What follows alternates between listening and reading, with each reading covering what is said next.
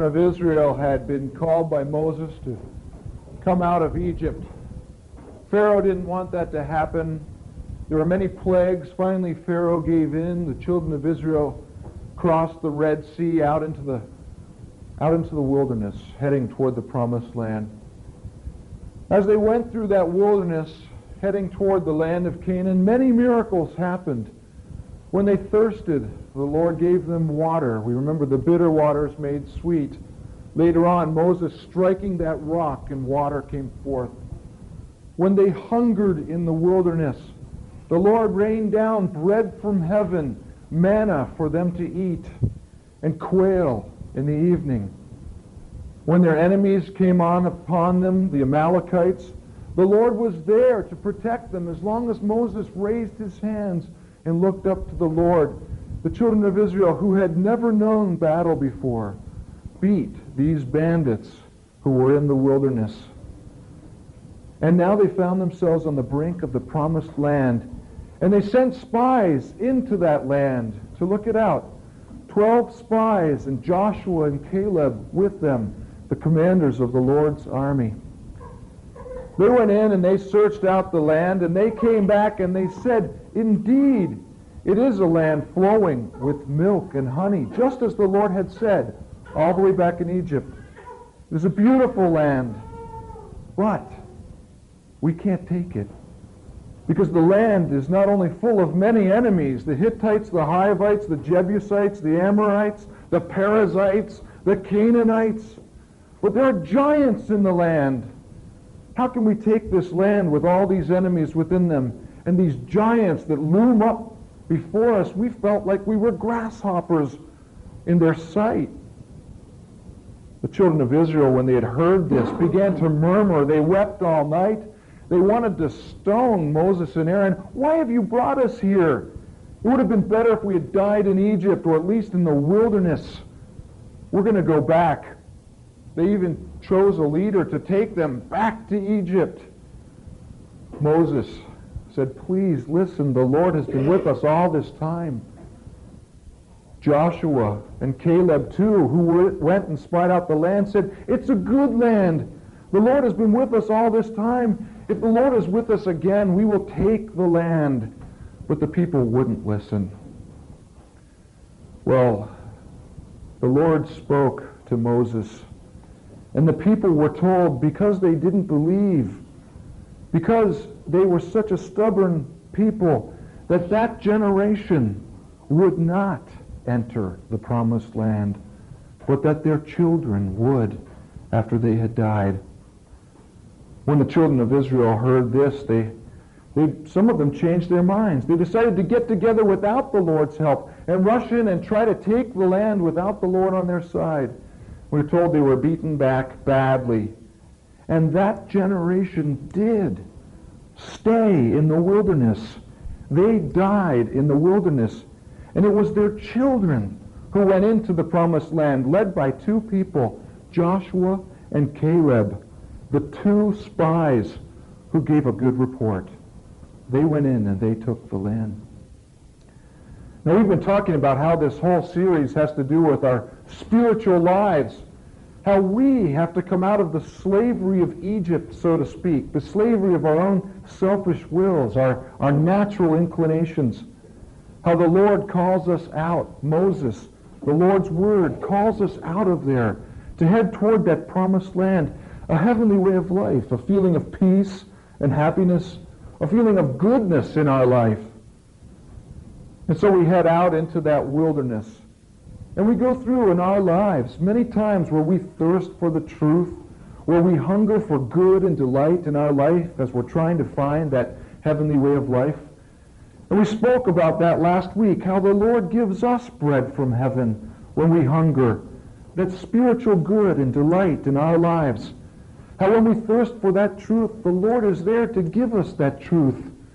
He'll strike that rock, that doctrine, and living water will come out of it and sustain us. If we try to live by that truth, the Lord is there to sustain us. And how, as we journey on through there, spiritual enemies attack us, just like the Amalekites attacked the children of Israel. But if we raise our eyes to the Lord, keep the end in view in mind, how we will win the battle over those evils.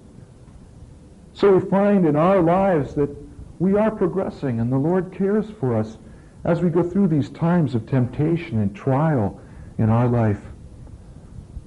But so often, like the children of Israel, when we come to the point, to that brink of that promised land, a new way of life, we look in there and we can see that, yeah, there is a good life. There is a land of milk and honey, so to speak. I can see how it be delightful. But all of a sudden, with that, we also see these evils within us that are so deeply enrooted and ingrained within us that we feel like we'll never be able to beat them. At first in our lives, maybe we tried to do one or two things that were good and maybe tried to change our lives here and there, and we seem to have some progress. But now, as we've been working, we see that there are some things within us that loom up in us like giants. How can we conquer them? For example, perhaps we've been working on trying to get over our sense of, trying to get over our pride, for example. That we've been very proud and we like ourselves, and we've been working on that through this wilderness state. But then when we get over that, we realize that beneath that pride there lies a contempt for other people. That's the real monster in our lives, this contempt. And it looms up over us. And we look like grasshoppers in its sight. How am I going to beat this?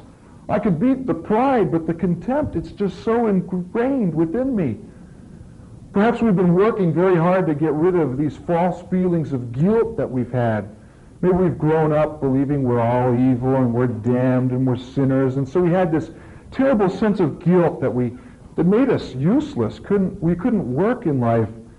So we've been working to get over that guilt, and all of a sudden we find that we have no conscience at all. Nothing bothers us anymore, whatever we do. And again, it's a big problem in our life. Here we were trying to do something good, and now we find this evil within us that looms up. It's an enemy. We can't beat it.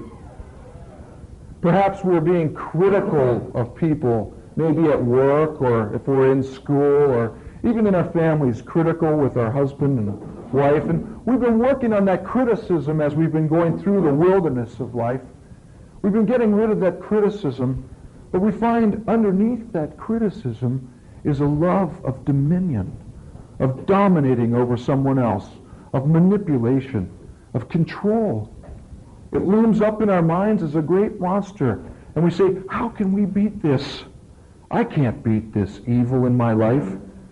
Well, the children of Israel, this is represented by the children of Israel coming to that promised land and seeing these giants there.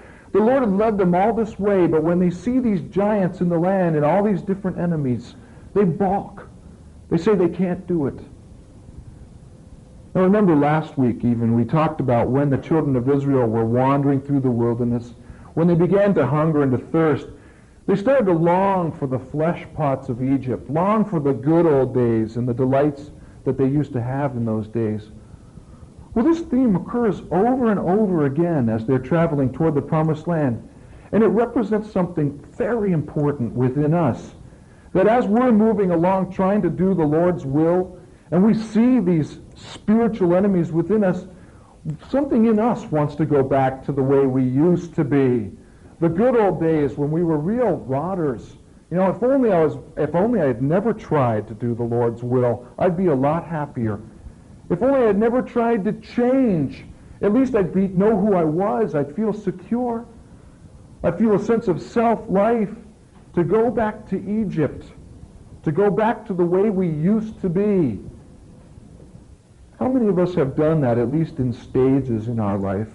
You know, we've come quite a way, and away from what we used to be, and we felt pretty good. The Lord sustained us, but we come to an impasse, and then we slip back temporarily and try to get back to the old days, maybe hang around the same bars we used to hang around, or go out with some of the people we used to go out with and do some of the things we did when we were teenagers, really almost a step backwards, so to speak. Well, here, what this is talking about is taking or having the temptation to go back and be exactly what we always used to be. get back into that criticism of other people. Go back to some of those feelings of guilt. You know, if we don't have any conscience, maybe we should feel guilty. Go back to having a contempt for other people, because we just can't beat these things. Wouldn't it be better to be like we used to be than die out here in the wilderness where we feel we have no life at all? But we can't do that, can we? Can you imagine? Can you imagine if the children of Israel had actually packed up and tried to go back to Egypt? Can you imagine them going through? It took them 40 years to get to where they were, to go through the wilderness again, to go back.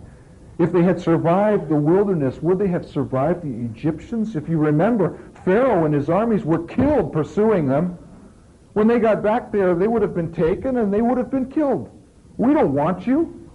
We'll get our revenge. They would have been killed.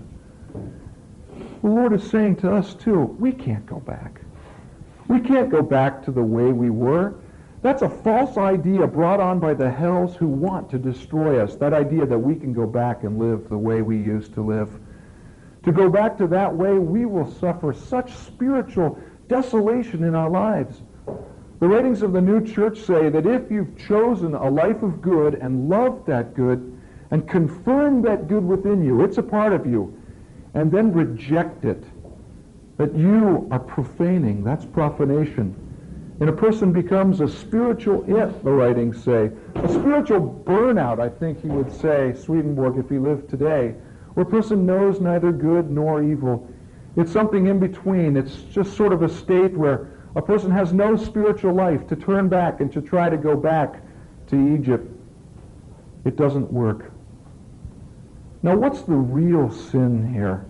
What is the real sin? Is it a fear of those giants? Was that the sin? No. Is it a lack of trust in our own abilities? No, that's not the sin. The real sin here for the children of Israel was a complete mistrust of the Lord and the power that he had. Look at all the things that the Lord had done for them. He made seas separate. He rained down bread from heaven. Water came out of rocks. Everything they wanted, they had. Even when enemies attacked them and they hardly had any weapons, they won that battle because the Lord was there with them. But now here, they look at these enemies and they balk and they say they can't do it because they're trusting in themselves, or they're not looking at the Lord. In the same way in our lives, the real sin or the problem here with us is we don't believe that the Lord can help us in these states. We've come a long way in our lives, but when the big evils hit us, when the big things hit us, we forget all about what the Lord has done for us. How he's led us all the way to this point. He's not going to let us die here. He's not going to let these evils loom up over us and kill us in an instant. Why would he have brought us to that point? The idea is that we must trust in the Lord to remember those things. Do we believe in miracles? Do we believe, maybe not in external miracles, but the miracles that can take place in our own life? And right now, ask yourself honestly, if you've been working on the spiritual life, can you not look back and see the progress that you've made in your life? You are not the person you used to be. Even as the cells change in the body, and over a period of 3 years, it's a new person, 3 or 4 years. In the same way, we are not the same people we used to be if we are on that path of regeneration, if we've been wandering that wilderness.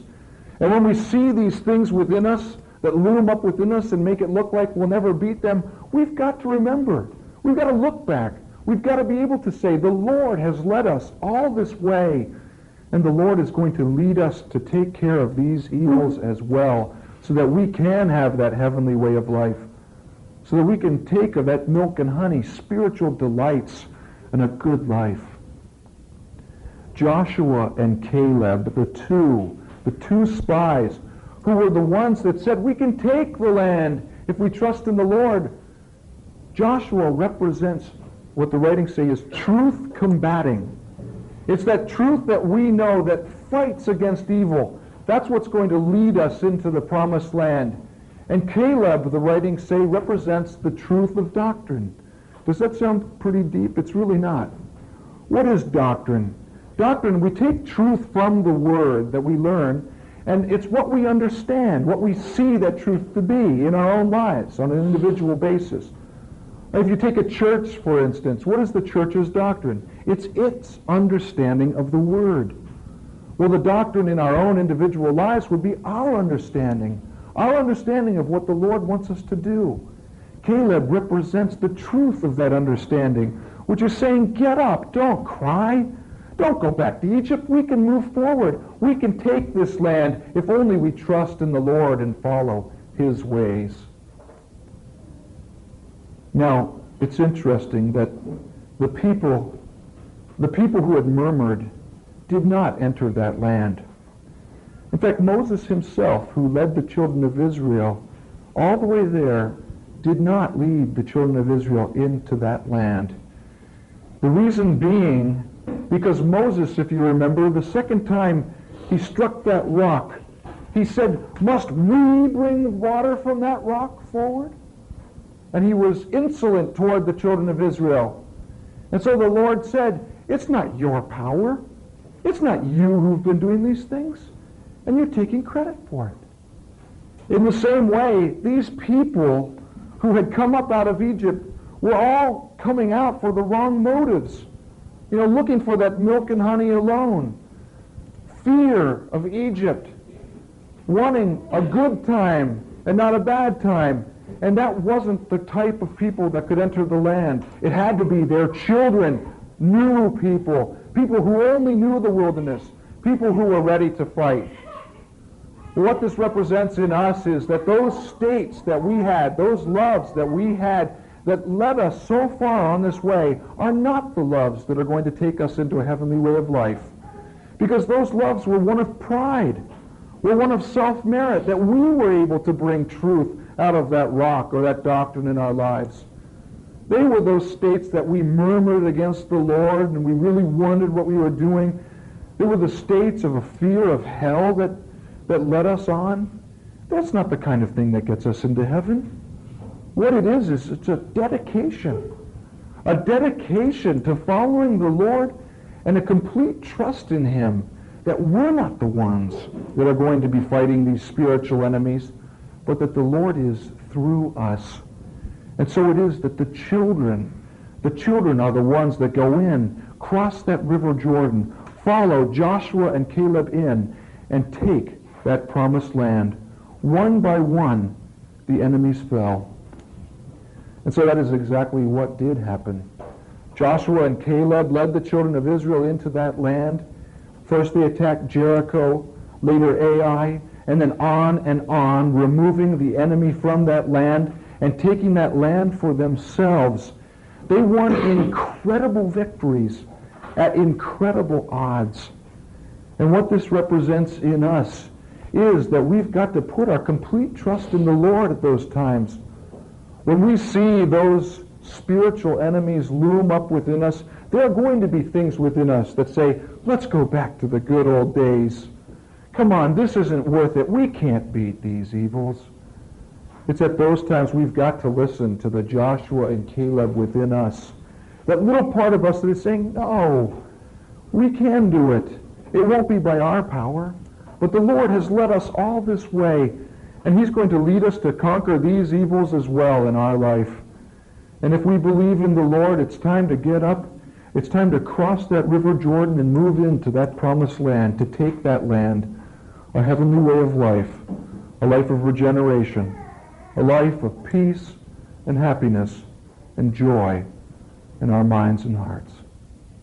Next week we'll talk about the attack of Jericho and how that represents getting rid of a deeply enrooted, well-fortified evil in our lives. Amen. Thank you for listening. To learn more, visit newchurch.org.